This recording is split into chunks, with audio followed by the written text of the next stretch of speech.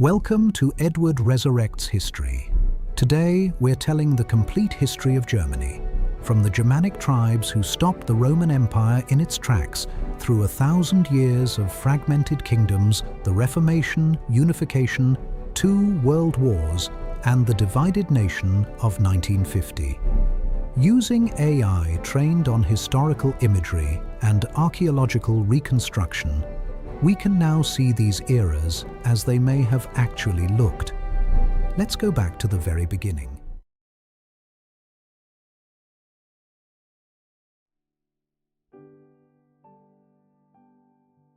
The people the Romans called Germans are not at first a single people at all.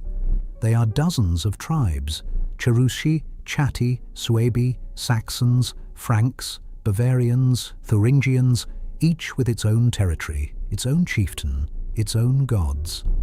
By around 700 BC, these Germanic-speaking peoples have been migrating southward from Scandinavia and the Baltic coast for centuries, gradually displacing the Celtic populations of Central Europe.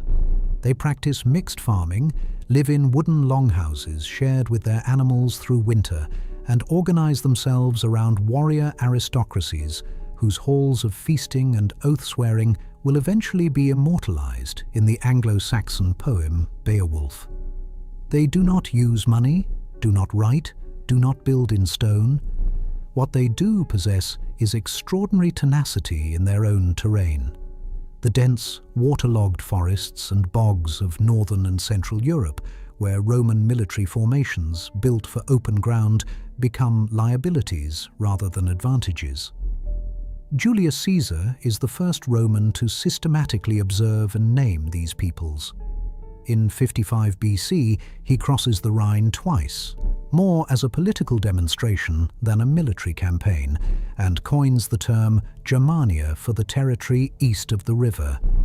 His dispatches describe blue-eyed, reddish-haired warriors of imposing size. Some of this is Roman propaganda, but the essential observation is accurate. The people east of the Rhine are formidably difficult to conquer. Emperor Augustus spends decades trying anyway.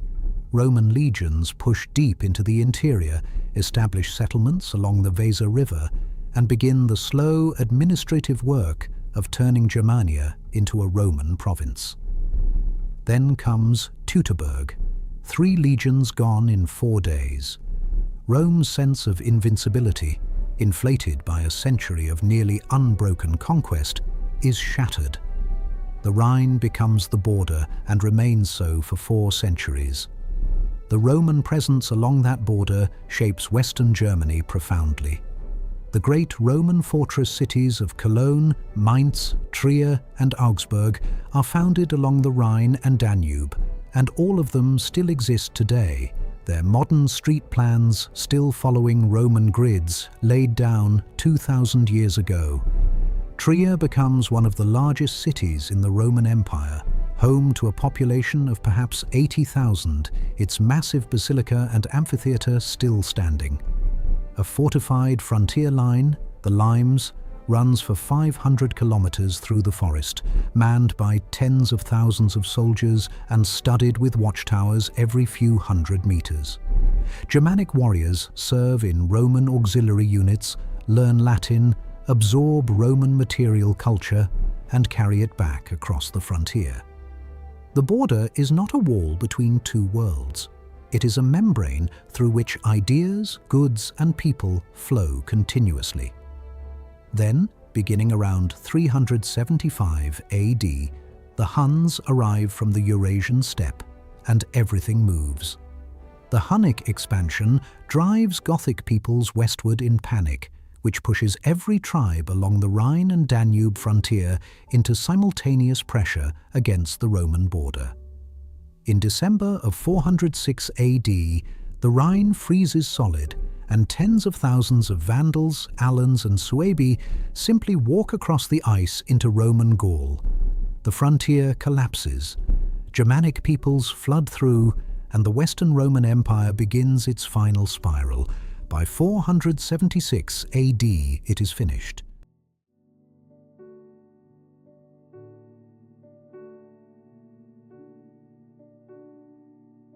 Out of this transformation, the Franks emerge as the dominant power in the West.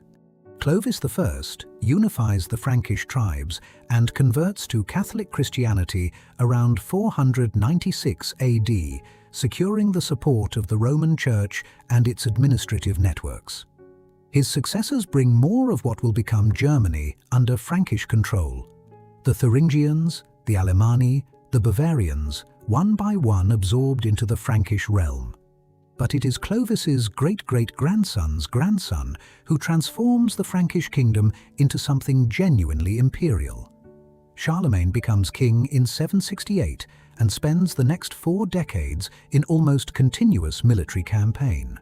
His subjugation of the Saxons, the Germanic people of the northwest who resist most fiercely and longest, is a 30-year war of extraordinary brutality, punctuated by mass conversions at sword point and, in 782 AD at Verdun, the recorded execution of 4,500 Saxon prisoners in a single day. The Saxons are Christianized. They do not forget. On Christmas Day of 800 AD, Pope Leo III crowns Charlemagne Emperor of the Romans in St. Peter's Basilica.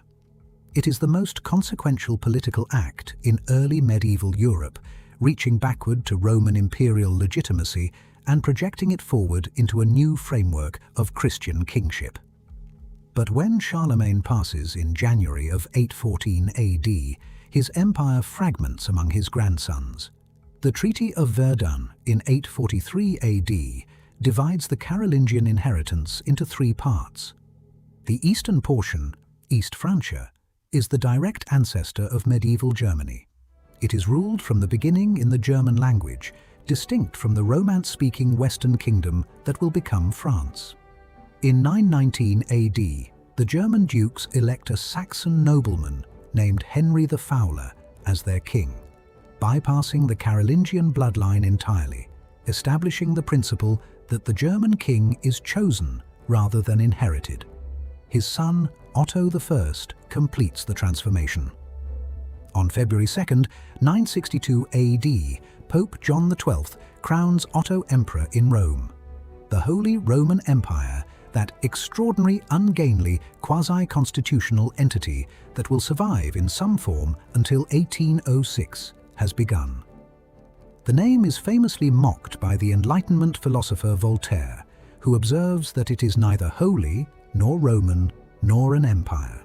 He is not entirely wrong, but it is something genuinely without parallel, a framework that holds hundreds of German territories in a common political structure for nearly 9 centuries, while never quite consolidating them into a single state.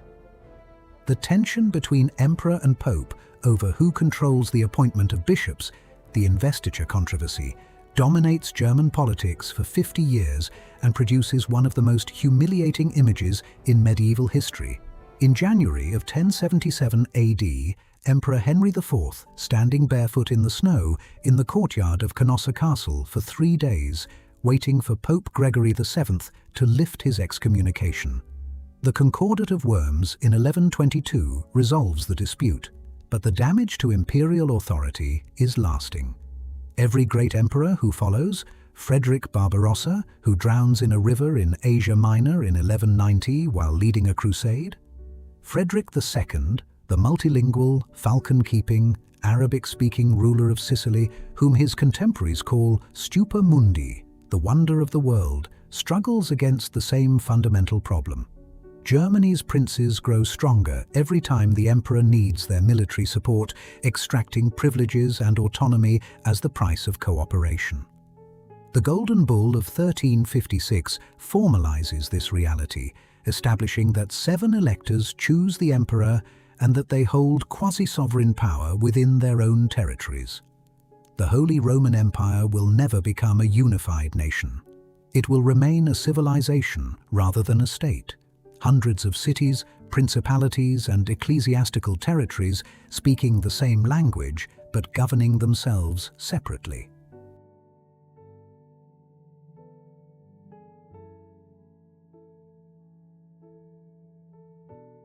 That civilization produces, around 1450, one of the most consequential inventions in human history. In the city of Mainz, a goldsmith named Johannes Gutenberg develops a practical system of movable type and prints around 1455, the first major book produced with this technology, a Bible, in a typeface so beautiful that early readers assume it was handwritten. The printing press spreads with staggering speed. Within 50 years, there are presses in every major European city. The cost of books falls by 90%. Literacy expands. Ideas travel at a pace that the Church, which has controlled the reproduction of knowledge for a millennium, cannot contain.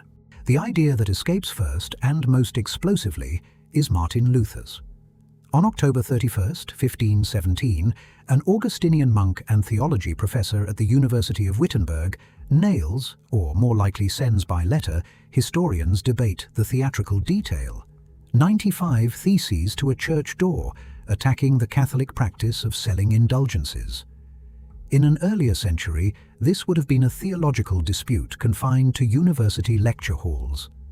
With the printing press, Luther's theses are reproduced and distributed across German-speaking Europe within weeks. Within months, the debate has become a movement. Within years, it has become a revolution. Luther is excommunicated. He refuses to recant at the Diet of Worms in April of 1521, telling the assembled dignitaries, "Here I stand, I can do no other." Germany, and ultimately all of Western Christianity, splits permanently. The Reformation transforms every dimension of German life.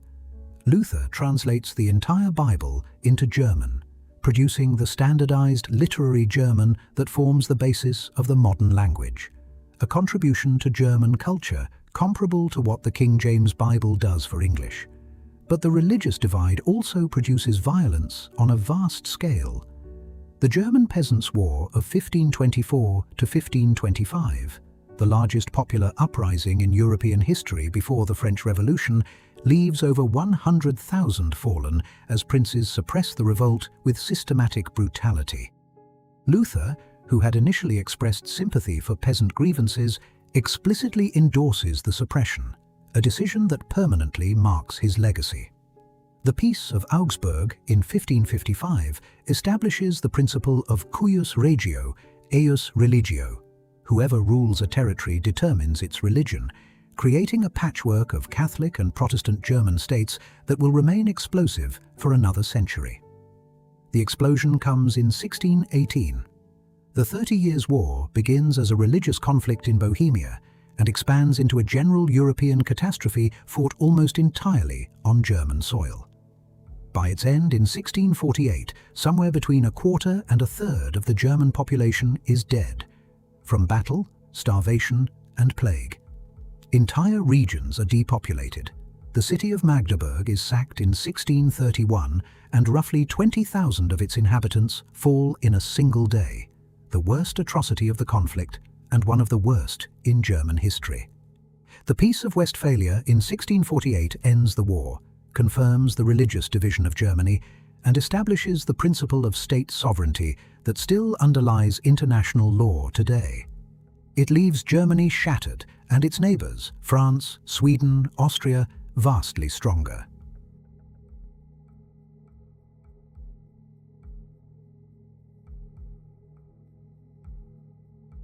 Recovery is slow and uneven. In the northeast, a small and initially impoverished territory called Brandenburg Prussia begins its extraordinary rise to power. The Hohenzollern dynasty, through disciplined administration, relentless military build-up, and the acquisition of scattered territories, builds a state whose efficiency becomes legendary and whose army, maintained at a size that consumes over 80% of state revenue under some rulers, becomes the most professionally trained in Europe. In 1740, Frederick II inherits the Prussian throne. He is 28 years old, a flute player who corresponds with Voltaire, and one of the most formidable military commanders of the 18th century. He immediately invades the Habsburg province of Silesia, triggering the War of the Austrian Succession. Over the following decades, through the 7 Years' War from 1756 to 1763, fighting simultaneously against Austria, France, Russia and Sweden, Frederick preserves Prussia's existence through a combination of tactical genius and extraordinary national resilience. When he passes in 1786, after 46 years on the throne, Prussia is one of the great powers of Europe, and Germany's center of gravity has permanently shifted northward, away from Austria. Napoleon shatters the old German order entirely. After his crushing defeat of the Prussian army at Jena in October of 1806, he forces the last Holy Roman Emperor, Francis II, to dissolve an institution that has existed for over 800 years. The 16 German states that ally with France form the Confederation of the Rhine. And suddenly, Germany has no shared political framework at all. The humiliation is total, but it produces something Napoleon does not intend. The experience of French occupation generates, for the first time, a genuinely German national consciousness. At the Battle of Leipzig in October of 1813, the largest battle in European history before 1914, involving 500,000 soldiers from a dozen nations, the German states turn against Napoleon and he is decisively defeated. The German Confederation, created by the Congress of Vienna in 1815, is a loose association of 39 states, but the idea of a unified German nation refuses to disappear. The revolutions of 1848 bring it briefly to life. In May, an elected German National Assembly convenes at Frankfurt's Paulskirche, attempting to draft a constitution for a unified German state. For a moment, liberal Germany seems possible, a nation-state built on civic rights and representative government. Then the moment collapses. The Prussian king refuses the crown the assembly offers him, unwilling to accept a throne from a popular assembly.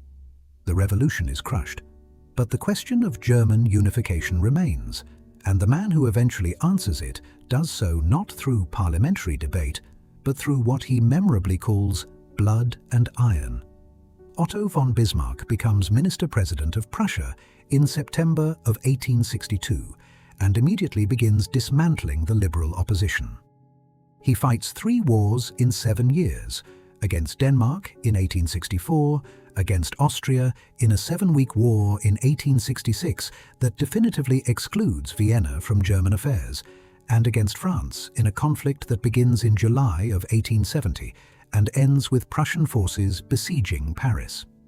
On January 18, 1871, in the Hall of Mirrors at Versailles, the palace Louis XIV built as the supreme symbol of French glory, the German Empire is proclaimed. Wilhelm I of Prussia becomes Kaiser. Germany, unified at last, is born in the most deliberately humiliating setting imaginable for France.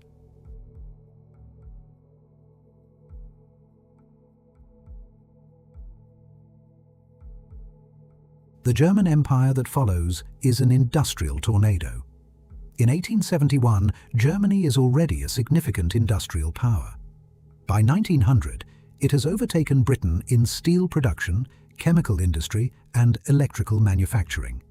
The Ruhr Valley becomes the forge of Europe, coal mines, blast furnaces, and steelworks, transforming a rural landscape into something that has no precedent in German history.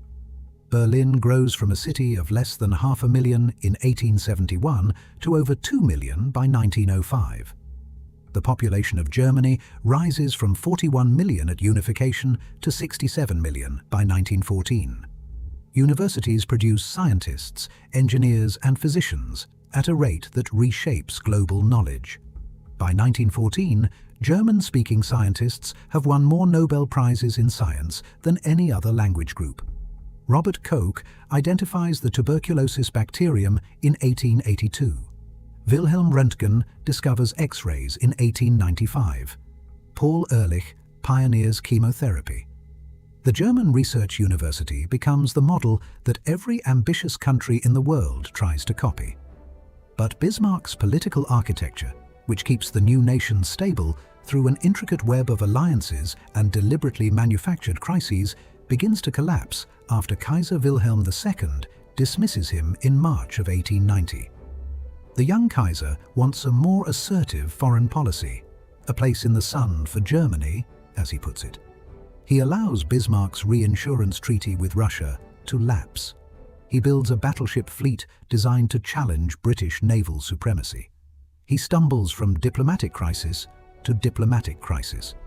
When Archduke Franz Ferdinand of Austria-Hungary is shot in Sarajevo on June 28, 1914, the alliance system Bismarck built, now operating without Bismarck's guiding hand, drags Europe into war in 5 weeks.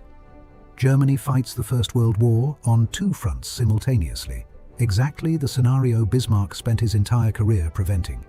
The Western Front buries itself in trenches from the English Channel to Switzerland.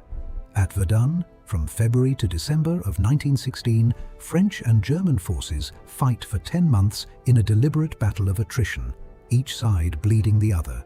700,000 fallen between them in a strip of ground that could be crossed in an afternoon's walk. Germany's unrestricted submarine warfare brings the United States into the war in April of 1917. By autumn of 1918, with the army exhausted and the home front collapsing under the strain of the Allied naval blockade that has been starving Germany of food and raw materials for 4 years, the military leadership tells the Kaiser the war is lost. On November 9, 1918, Kaiser Wilhelm II abdicates and flees to the Netherlands. 2 days later, the armistice ends the fighting. The Weimar Republic that follows is born in defeat and never escapes it.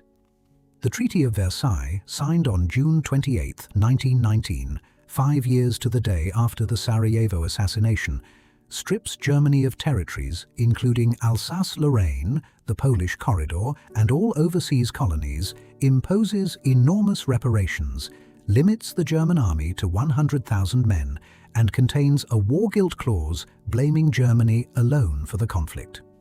German nationalists never accept it. The Republic navigates hyperinflation so severe that by November of 1923, a single loaf of bread costs 200 billion marks, and workers are paid twice daily so they can spend their wages before they become worthless. A failed coup attempt in Munich on the night of November 8 to 9, 1923, led by a 34-year-old Austrian-born agitator named Adolf Hitler, results in his arrest and a 5-year prison sentence, of which he serves 9 months, spending the time dictating a book called Mein Kampf. The Republic stabilizes briefly in the mid-1920s. Then the Great Depression arrives in 1929, unemployment reaches 6 million by 1932, and the political extremes devour the center. On January 30, 1933, President Paul von Hindenburg appoints Hitler as Chancellor of Germany. Within 6 months, through the Enabling Act of March 23 and the suppression of every other political party, Hitler has made himself dictator. Within 2 years, he has rearmed Germany in violation of Versailles, reoccupied the Rhineland, and begun the systematic persecution of Jewish Germans. The Nuremberg Laws of 1935 strip Jews of citizenship and prohibit marriage between Jews and non-Jews. Austria is absorbed in March of 1938. The Sudetenland is taken from Czechoslovakia in October. On September 1, 1939, German forces invade Poland. Britain and France declare war 2 days later. The Second World War has begun. The first 2 years bring stunning German victories. Poland in 5 weeks, France in 6, the Balkans, North Africa. Then, on June 22, 1941, Hitler launches Operation Barbarossa against the Soviet Union, the largest military operation in history, 3 million German and Axis soldiers attacking along a front of 3,000 kilometers. Initial advances are staggering. By December, German forces stand within sight of Moscow's spires. But Moscow does not fall. And at Stalingrad, between August of 1942 and February of 1943, a German army of over 300,000 is encircled and destroyed by Soviet forces in the most decisive single engagement of the European war. The strategic momentum shifts and never returns. On July 20, 1944, A group of German officers plants a bomb under a conference table in Hitler's East Prussian headquarters. He survives. The conspirators are executed with deliberate brutality. Germany fights on. On May 8, 1945, Germany surrenders unconditionally. Hitler has taken his own life 9 days earlier in a Berlin bunker as Soviet forces fight street by street through the city above him. Germany is physically devastated. Its great cities reduced to rubble, its infrastructure shattered, an estimated 6 to 7 million German soldiers dead, with millions of civilians also having lost their lives. The Holocaust has consumed 6 million Jewish men, women and children, and millions of others, Roma, disabled people, political prisoners, Soviet prisoners of war, in a systematic industrial program of extermination that has no precedent in human history. Germany is divided into 4 occupation zones: American, British, French, and Soviet. At Nuremberg, between November 1945 and October 1946, the principal surviving Nazi leaders are tried for crimes against peace, war crimes, and crimes against humanity, a category of international law created specifically for what has happened here. On May 23, 1949, the Federal Republic of Germany, West Germany, is formally established, a parliamentary democracy anchored in Western alliance. On October 7, 1949, the Soviet zone becomes the German Democratic Republic, East Germany, a communist state behind what will eventually become a physical wall. The nation that Bismarck unified in 1871 is now 2 countries, divided by ideology and occupation policy, their shared capital bisected by a frontier that cuts across streets, metro lines, and families. In 1950, West Germany is a country of ruins and survivors, beginning the extraordinary process of reconstruction that its neighbors watch with cautious amazement. The Wirtschaftswunder, the economic miracle, is already starting. American aid through the Marshall Plan is pumping money into the Western economy. German engineers and workers are rebuilding the factories. The trauma is immense, and the reckoning barely begun. But the foundations of a new Germany are being laid, one that will eventually anchor itself so deeply in European cooperation that another European war becomes structurally unthinkable. From the warriors of the Teutoburg Forest to the rubble of 1945 to the ballot boxes of 1949, the story is not over. It has simply, finally, found a different direction. If this journey through German history moved you the way it moves me, there is one thing I ask: press that subscribe button and become part of this channel's story. I'm Edward, and I want to know, what historical event should I resurrect next? Let me know in the comments.